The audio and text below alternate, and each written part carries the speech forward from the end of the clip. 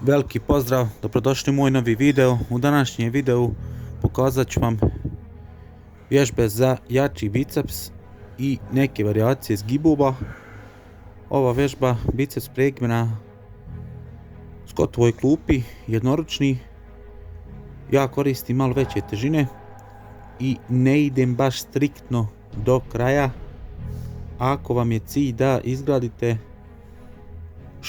što jaču ruku za nadvlačenje, odnosno obaranje ruke, ako želite na neko takmičenje izaći.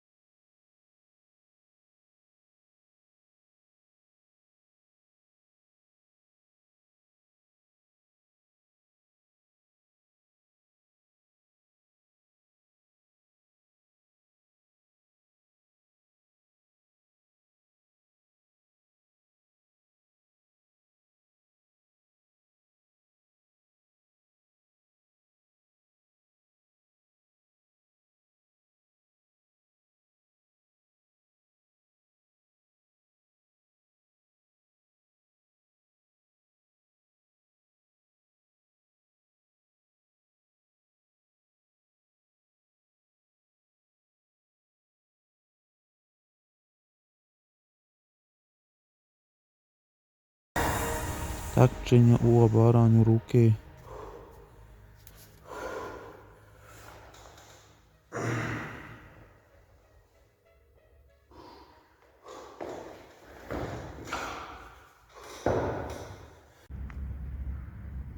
Sad prelazim na varijacije zgibova koje možete raditi ako ste malo napredniji vježbač.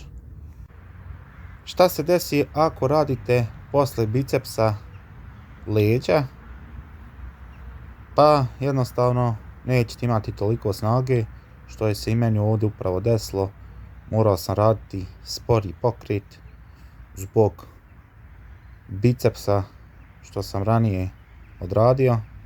Tako da nikad to nemojte raditi. Uvijek radite prvo leđa pa tek onda biceps. Ali ovdje meni bio cilj da vam pokažem razliku.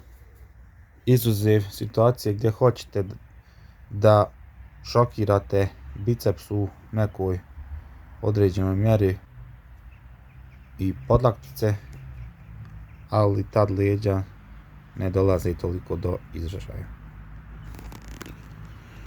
Ova vrsta zgibova pogađa podlaktice,